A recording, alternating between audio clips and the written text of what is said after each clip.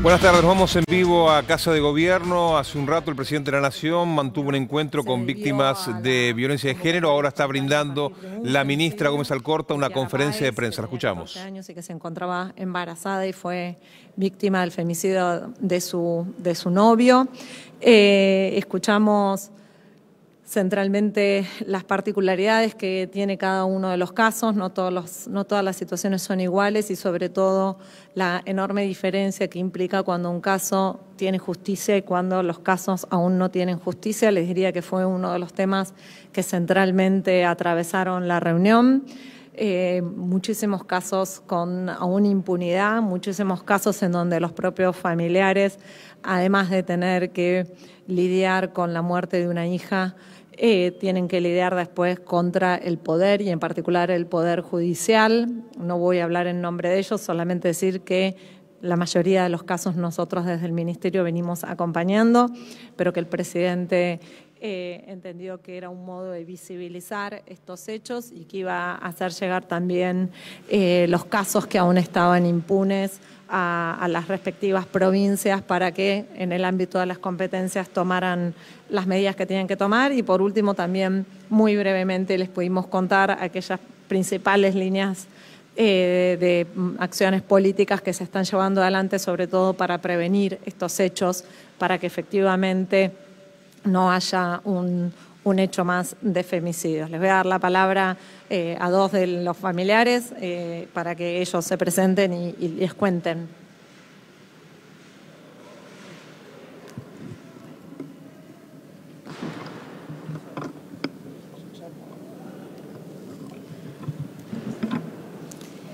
Bueno, buenos días. Acabo de presenciar una reunión muy movilizante en todos los sentidos, porque, bueno, aparte de ser mamá de Ángeles, que fue víctima de femicidio, que su asesino la mató por el hecho de ser mujer, que es algo muy difícil de aceptar porque vendría a ser como un crimen de odio, ¿no? O sea, como algo que bueno, vos sos mujer, sos un objeto, sos una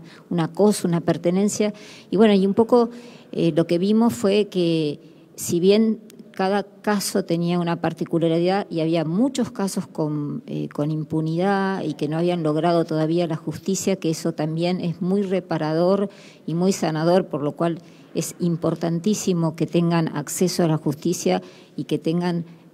condenas los femicidas. También es muy importante que creo que el presidente nos haya convocado en este día tan particular,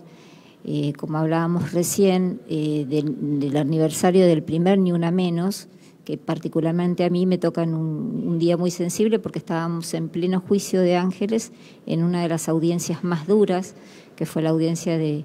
los genetistas, y recuerdo que fue un antes y un después, y el paso ya de ahí no retrocedemos, y ahora lo que queremos es justamente los padres y las madres de hijas muertas en ocasión de femicidio, que justamente no les suceda a otras chicas, protegerlas, aparte de lograr justicia por aquellas que no las tuvieron, que no suceda más, nos desesperamos por eso, y entonces queremos,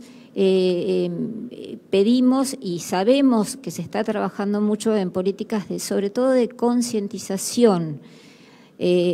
Cuando comienza, que se enseñe cuando una persona está transitando una relación con violencia, que no empieza con el golpe, y que se pueda ayudar también a los familiares, al círculo íntimo o a los amigos. Y ahí, bueno, nos comentaron desde el Ministerio de la Mujer que están con el programa Acompañar, que hayan formado muchísimos acompañantes de víctimas de violencia de género, que eso es sumamente importante porque están muy solas. en su lucha. Bueno, la verdad que yo personalmente me voy motivada porque creo que la presencia del presidente en este día tan especial es darle una voz muy fuerte a la temática y lograr que, bueno, cada día exista ni una menos, ¿no? Y poder de a poco y con mucho esfuerzo y seguir adelante, que este flagelo sea cada vez menor. Muchísimas gracias.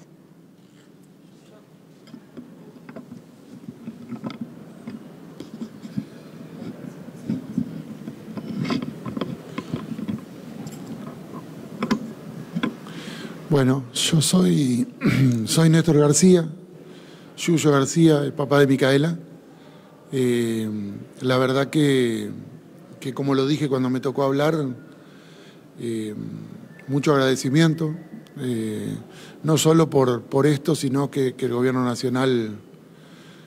nos viene acompañando en el caso de Micaela en sí y en el caso y en otros casos que como fundación que creamos decidimos acompañar. Claramente surgen cuestiones que son muy particulares de los casos que nos tocó perder la vida a nuestras hijas, que son diferentes y muy particulares, digamos, pero nos parece importantísimo que el presidente se haya tomado el tiempo, con todas las responsabilidades que tiene, de poder conversar, de visibilizar este tema en un día tan importante como el 3 de junio, de que faltan un montón de cosas, pero hay un Ministerio de las Mujeres que tiene 2 años y medio, que se va armando mientras resuelve y mientras propone políticas públicas. Eso me parece que lo tenemos que entender. También hablamos de la complejidad del tema, porque los delitos por violencia de género no son delitos federales, por lo tanto intervienen 24 justicias que tienen modos de operar de manera diferente, que son la justicia provincial y la Ciudad de Buenos Aires, y esto hace que no se pueda generalizar y que no se pueda intervenir en forma directa desde el Estado Nacional en corregir estas fallas que creo que la sociedad la tiene muy clara, de que el Poder Judicial no da respuesta clara a las situaciones presentadas. También algunas particularidades que quedaron muy marcadas, aquellos familiares que sentimos que tuvimos una justicia, aunque sea parcial, como en el caso de Micaela, y otros familiares donde no han tenido nada de justicia, y en algunos casos donde las personas que el pueblo sabe, en esos pueblos chicos, quiénes son los femicidas de nuestras hijas, pasan por adelante de los domicilios, burlándose, ejerciendo violencia de otro tipo, digamos. Creo que es un paso importantísimo. Yo comentaba que las madres de Plaza de Mayo, que por otro motivo y por otra causa también perdieron a sus hijos, en democracia tuvieron casi 20 años para que un presidente las recibiera. Y en un gobierno que, en el caso particular, votamos y acompañamos, tener la posibilidad de poder conversar cara a cara con el presidente, con Eli, que aunque con Eli, en el caso particular mío, conversamos bastante más seguido, pero me parece que esto de dar la cara, de visibilizar el problema, de ponerse a disposición para escuchar, porque me parece que las soluciones, las políticas públicas, cuando tenemos la posibilidad de ver todas las miradas, ver la mirada que tenemos como en el caso mío, como papá de una víctima de femicidio, y tener otras miradas de personas que vienen de lo académico, de lo teórico, del territorio, militando estas cuestiones, las soluciones son mejores. Y me parece que eso es lo que sentimos la gran mayoría, que se dio un paso a compartir ideas, compartir experiencias, que seguramente va a terminar en en profundización de políticas públicas que ya se están implementando, en generación de nuevas políticas públicas, de nuevas instancias, y esto me parece que hay que resaltarlo. Y por otro lado, porque hay propuestas de otros espacios políticos que quieren eliminar el Ministerio de las Mujeres, y lo que se ha conseguido en estos 2 años y medio, que vuelvo a remarcar, siempre tenemos tendencia a mirar lo que falta, pero también tenemos que acostumbrarnos a mirar lo que se ha caminado bien, lo que se ha visibilizado la temática, que no lo interrumpamos y que tengamos en cuenta cuando pongamos la boleta en la urna, que tenemos que ver si es boleta única o no, pero que esa boleta mantenga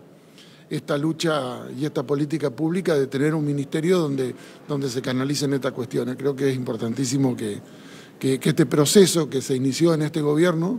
no se vea interrumpido más adelante, ¿no? Muchas gracias por estar y por esperarnos acá también.